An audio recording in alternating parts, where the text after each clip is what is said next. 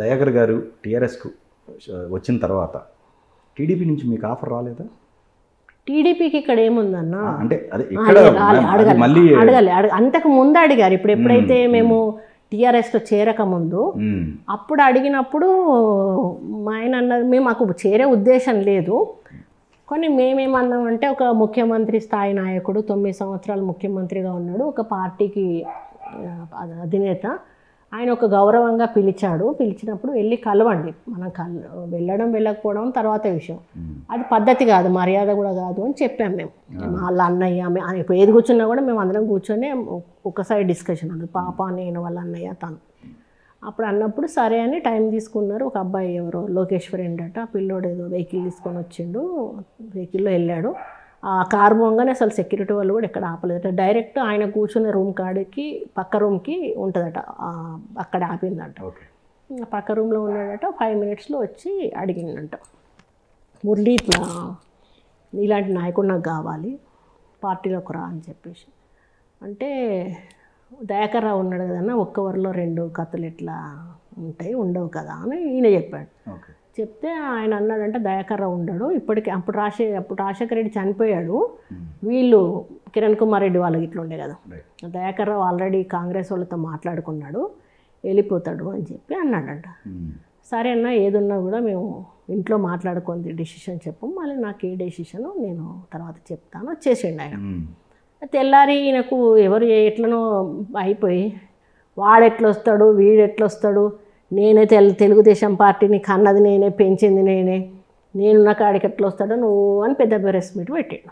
పెట్టంగానే తెల్లారి ఎవరైతే అబ్బాయికి తీసుకుపోయినరో ఫోన్ చేసి చూసినావు కదా బాబు అన్నకు చెప్పు సారీ అని చెప్పి ఏమనుకోవద్దని చెప్పినాం. అది అయిపోయింది అక్కడికి. మరి అదే దయాకర్ రావు ఒక తల్లి తండ్రి పుట్టినోడిని నేను, లేకపోతే తెలంగాణ పార్టీని తెలుగుదేశం పార్టీని వదిలిపెట్టనే ఉంటానన్నాడు. ఈరోజు టీఆర్ఎస్ పార్టీకి ఆయనే పోయిండు. ఎందుకు పోయిండు? అధికారం కోసం పోయిండు. మీరు ఒకసారి చూడండి అన్న, మేము ఎక్కడ వెళ్ళినా కూడా అధికార పార్టీలోంచి ప్రతిపక్షంలోకి పోయినాం. వైఎస్ఆర్సీపీలోకి పోయినప్పుడు అధికారంలోంచే పోయినాం. మేము ఉంటే 5 సంవత్సరాలు నేను మంత్రిగా ఉండేదాన్ని కదా. ఈరోజు టీఆర్ఎస్ పార్టీలో మళ్ళీ నేను ఉంటే గెలవకపోయాను, మళ్ళీ పోయి మేము అడిగితే సీటు ఇచ్చేవాళ్ళు కదా వాళ్ళు, ఇస్తే నేను మంత్రిగా ఉండేదాన్ని కదా. మరి ప్రతిపక్షంలో కదా నేను వచ్చింది, కానీ ఆయన మాత్రం సిగ్గు లేకుండా ఎక్కడ అధికారం ఉంటే అక్కడికి పోతాడు. ఈరోజు అక్కడ పోయి మళ్ళీ అక్కడ అధికార దుర్వినియోగం చేస్తాడు. వచ్చిన కర్మ ఏంటంటే గెలిచిందో తెలుగుదేశం పార్టీ, పోయిందో టీఆర్ఎస్ పార్టీ. ఇప్పుడు టీఆర్ఎస్ పార్టీనే ఒక్కటి అడుగుతాను నేను, ఇప్పుడు ఉద్యమకారులని అడుగుతాను నేను, బాబు మీరు బట్టలు చింపుకున్నారా, రోడ్ల మీద బొర్లిండ్రా, మీరు లాఠీ ఛార్జీలు తిన్నారు, మీరు జైళ్ళకి పోయినరు, మీరు చూస్తా అంటే ఆ కాల్చుకొని చచ్చిపోయిన వాళ్ళు ఉన్నారు, ఆత్మహత్యలు చేసుకున్న వాళ్ళు ఉన్నారు. ఈరోజు టీఆర్ఎస్ క్యాబినెట్లో ఎవరు మంత్రులు ఉన్నారు బాబు? ఒక్కసారి తెలంగాణ వదిలి ఆలోచించండి. సగానికి పైగా కూడా తెలంగాణ ద్రోహులు. మొన్న రాజ్యసభ ఎవరికి ఇచ్చారండి? రాజ్యసభ ఎవరికి ఇచ్చారు? 2 రాజ్యసభలు ఆంధ్ర వాళ్ళకి తీసుకొచ్చి ఇస్తే ఇక్కడ ఏంది? ఆయన ఇచ్చిన రాజ్యసభలన్నీ చూడండి, ఎవరికి ఒక సంతోష్కు తప్పితే మిగతా రాజ్యసభలన్నీ చూడండి ఎవరికి ఇచ్చాడు. మరి ఎక్కడ పోయింది ఉద్యమం? ఎక్కడ పోయింది? ఉద్యమంలో పనిచేసిన వాళ్ళు ఎక్కడ పోయినరు? ఈరోజు టీఆర్ఎస్ పార్టీలో ఉన్న అధికారంలో ఉన్న వాళ్ళు ఎవరు, నడిపిస్తున్న వాళ్ళు ఎవరు? ఎంత బాధ అనిపిస్తుంది అంటే నాకు చూస్తే ఎవరు ఏం చేయలేకపోతున్నారు. దాన్ని ఎక్కడే మనం అంతామంటే ఎలక్షనే అంటాం, ఎలక్షన్లో బుద్ధి చెప్తే తప్పితే విర్రవీగుతున్నారు. ఈరోజు వాళ్ళ డబ్బంతా అయిపోయింది, ఈటెల రాజేందర్ అప్పుడు అయిపోయిందా, ఎలక్షన్లకు అయిపోయిందా, ఇప్పుడు మళ్ళీ కావాలి. ఏం చేస్తున్నారు ఇప్పుడు? కాంగ్రెస్ పార్టీ ఇచ్చిన అసైన్ ల్యాండ్స్ లాక్కుంటున్నారు, కాంగ్రెస్ పార్టీ ఇచ్చిన స్థలాల పట్టాలు లాక్కుంటున్నారు. మేము 1-2 లక్షలు ఇస్తాం, మీరు వదిలిపెట్టిపోండి, మేము రియల్ ఎస్టేట్ చేసుకుంటాం. ఈరోజు వరంగల్లో సెంట్రల్ జైలు ఎందుకు గుల్లగొట్టారండి? అది మిమ్మల్ని ఏమన్నది? ఇక్కడ సెక్రటేరియట్ మీరు కొత్తది కట్టుకోండి, పాతది ఎందుకు గుల్లగొట్టారు? అది ఇంకొక నిమ్స్ చేయొచ్చు కదా. ఇంకొక నిమ్స్ హాస్పిటల్ చేస్తే ఇంకో గాంధీ హాస్పిటలో, లేకపోతే ఇంకొక నిమ్స్ హాస్పిటల్, ఉస్మానియా హాస్పిటల్ చేస్తే నిరుపేదలకు ఉపయోగపడుతుంది కదా. కోట్ల రూపాయల సంపదను మీరు నేలపాలు చేశారంటే దానికి కారణం ఏంటి? ప్రైమ్ ల్యాండ్, అది centre of the city, heart of the city. అది ఏదో ఒక ప్రైవేట్ కంపెనీలకు దారాదత్తం చేయడానికి వీళ్ళ ప్లాను. దాంట్లో కోట్ల రూపాయలు వీళ్ళకు ముడుపులు వస్తాయి, ఆ ముడుపులను తీసుకోవాలా, అమ్మేసేయాలి. ఈరోజు ఏ ఫైల్ పోయినా కూడా ఇక్కడికి ప్రగతి భవన్కి, పైసలు పర్సంటేజ్లు వచ్చే ఫైల్ తప్పితే రెండో ఫైల్ పోదు. నేను ఒక మంత్రిగా పనిచేసిన దాన్ని కాబట్టి చెప్తున్నా, సెక్రటేరియట్లో నేను తిరిగిన దాన్ని కాబట్టి చెప్తున్నా. మీరు ఏ ప్రిన్సిపల్ సెక్రటరీ రూమ్కు వండి గుట్టలు గుట్టలు ఫైల్ అక్కడ పడి ఉంటాయి. అంటే జనరల్ ఫైల్స్ మూవ్ అవుతూనే ఉండాలండి. అది ప్రిన్సిపల్ సెక్రటరీ దగ్గర కొన్ని అయిపోతాయి, మంత్రి దగ్గర కొన్ని అయిపోతాయి, ముఖ్యమంత్రి దగ్గర కొన్ని అయిపోతాయి. ఆ రొటీన్ ఫైల్స్ అనేటివి ఈ ప్రభుత్వం ఒక్కటి కూడా క్లియర్ చేయలేదు. నేను ఖచ్చితంగా 100% చెప్తాను. ఉదాహరణకి ఏసీబీ ఫైల్స్ ఉంటాయండి. ఏసీబీ ఫైల్స్ అనేటివి ఒక 6 నెలల్లో ఏమో 3 నెలల తర్వాత రీఇన్స్టేట్ చేయాలి. వాళ్ళను చేసి వాళ్లకు ఏదో 20% 30% తగ్గించి శాలరీస్ ఇస్తారు. తర్వాత దాన్ని డిపార్ట్మెంటల్ ఎంక్వైరీకి పంపిస్తారా, కోర్టుకి వేస్తారా అనేది తర్వాత విషయం. అది చెయ్యాలి. వాడు అడిగినా అడగకపోయినా కూడా చెయ్యాలి. ఇప్పటి వరకు 8 సంవత్సరాల నుంచి కూడా ఒక ఏసీబీ ఫైల్ కదలలేదు. ఆ కుటుంబం ఏం కావాలండి? వాళ్ళకి ఇప్పుడు శాలరీ లేకుండా వాళ్ళ పిల్లలు ఉంటారు, భార్య ఉంటుంది, తల్లి ఉంటుంది, తండ్రి ఉంటారు, వాళ్ళ చదువులు ఉంటాయి. అంటే మీ వరకు మీరు కోట్లు సంపాదించుకొని మీ కళ్ళకు పొరలు గమ్మి మీరు చల్లగా ఉండి మీరు కోట్లాది రూపాయలు సంపాదించుకుంటే సరిపోతుందా? ప్రజల ఆలన పాలన మీకొద్దా? నేను వెళ్తానండి, వెళ్ళేటప్పుడు నాకు రోడ్డు మీద ఈ సిగ్నల్ కాడ ఒకరెవరన్నా కనిపిస్తారు, 2-3 అడుక్కుంటూ ఉంటారు, చూస్తా వాళ్ళని. మంచిగా పనిచేసే వాళ్ళు ఉంటే నేను పైసలు వేయను వాళ్ళకి. ఒక ముసలాయన జాన్సన్ బడ్స్ పట్టుకొని కొనండి అమ్మ అంటాడు. అంటే వాడు ఏంది, ఆ ముసలితనంలో కూడా నేను ఏదో పని చేసుకొని నేను బతకాలి. అటువంటి వాడికి నేను 100 రూపాయలు ఇస్తాను. ఆ బడ్స్ కూడా తీసుకోను, ఎందుకంటే వాడు ఆ పూటకు అన్నం తింటాడు. అట్లా మీకేం బాధ అనిపించదా? ప్రజలను చూస్తూ ఉంటే చచ్చిపోతున్నారు ప్రజలందరూ కూడా, ఆత్మహత్యలు చేసుకుంటున్నారు. రైతులు మొన్న ఏందండి వరి కోసం అంత గొడవ చేయాలా? నువ్వేమో కేంద్రం అంటావు, కేంద్రమేమో నువ్వు అంటావు. మీ ఇద్దరి మధ్యలో రైతులు నలిగిపోవాలా ఈరోజు ధాన్యం కొనుగోలు విషయంలో? ఇప్పుడు రేపు కానీ టీఆర్ఎస్ పార్టీ ఇక్కడ, బీజేపీ పార్టీ అక్కడ వస్తే, ఇప్పటికే బీజేపీ పార్టీ రైల్వేను సగం ప్రైవేటీకరణ చేసిందండి. దానికి అదానీ బోర్డులు కూడా పెట్టుకున్నారు. రేపు ఏం చేస్తారు? వ్యవసాయం కూడా ప్రైవేటీకరణ చేస్తారు, ఉమ్మడి వ్యవసాయం అని చెప్పి చేసి ఈ అదానికో అంబానీ లాంటి వాళ్ళకు ఇస్తారు.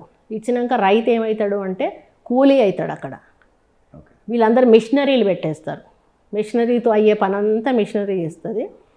కూలీ పని ఏదైనా మనిషి చేయాల్సిన పని ఉంటే ఆ రైతాన్లా కూలీ చేసుకోవాలి. నీకు ఇంత ఇస్తారా బాబు రెంట్, ఇప్పుడు ఇంట్లో రెంట్ ఉంటే మీరు ఎంత ఇస్తారో, నీకు ఎకరాకి ఇంత ఇస్తామని చెప్తారు. రాసినాక వాడు ఆ పైసలు ఇచ్చిన రోజు తీసుకోవాలి. ధాన్యానికి రేట్ ఎవడు కట్టుకుంటాడు? వాడే కట్టుకుంటాడు.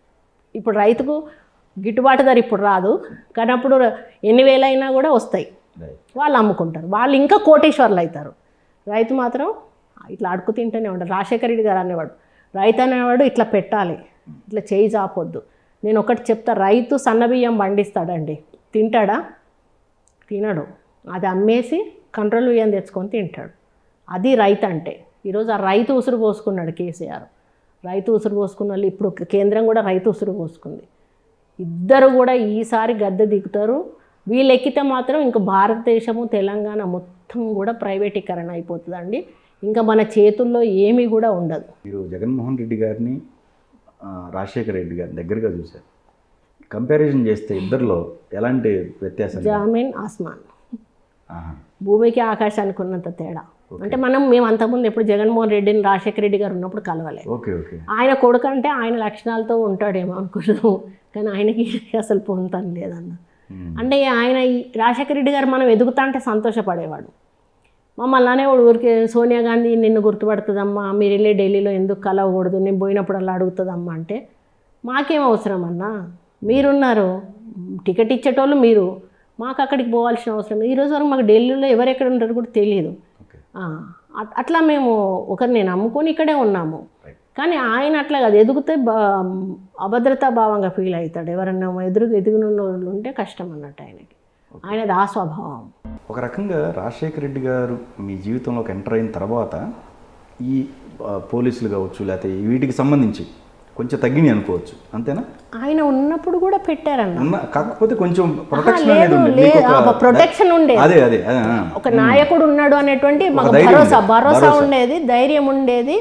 కొంచెము ఆయన ఉండడం వల్ల మాకు కూడా ఇంట్లో అభద్రతా భావం అనేది పోయింది.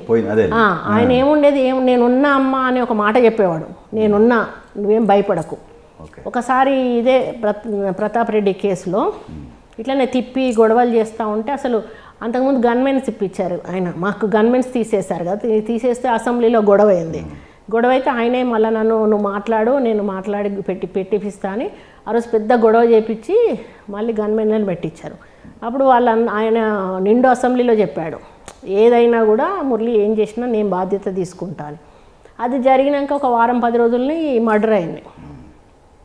అప్పుడు నాకు ఒక అభద్రతా భావం, మళ్ళా మీరు ఎందుకు తప్పుడు మార్గాన్ని వెళ్తున్నారు అని, అంటే వాళ్ళు పెట్టిన కేసు అది అంటాడేమో అని భయంతో నేను కనీసం కాంటాక్ట్ చేయడానికి భయపడ్డా. ఆయన ఎన్ని రకాల ఇబ్బందులు పెడతా ఉంటే ఇంకా నాకు అసలు ఎవరికి చెప్పుకోవాలో తెలియట్లేదు. ఒకరోజు పొద్దున్నే సూర్యుడికి ఫోన్ చేశాను.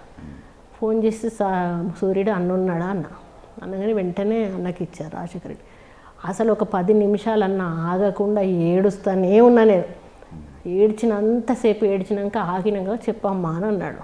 అంటే అన్న ఇట్లా చాలా సతాయిస్తున్నాను అంటే, పోనీ అమ్మ వాళ్ళ ప్రభుత్వం ఉంది, మనం ఏం చెయ్యలేము, మనకు ఒక రోజు వస్తుంది, నేనున్నాను, నువ్వేం అధైర్యపడకు అంతే. ఇంకా ఆ రోజు నుంచి నేను ఆ బాధ మర్చిపోయాను. అంత పెద్ద ఆయన నాకు మనకు అలా అండగా ఉన్నాక ఇంకా మనకేంది భయం. అట్లాగే ఆయన ఎప్పుడు అండగా ఉన్నాడు. ఒకటి ఏంటంటే ఆయన ఎత్తుకున్నాక మనం చెడ్డ పని చేస్తామా మంచి పని చేస్తామా అని చూసేవాడు కాదు. కొండమురళిని నేను ఎత్తుకున్నా అంటే నేను ఎత్తుకుంటాను, నేను ఎత్తేయను, ఎంత బరువు అయినా సరే నేను ఎత్తుకుంటాను. అట్లాగే ఎత్తుకున్నాడు ఆయన.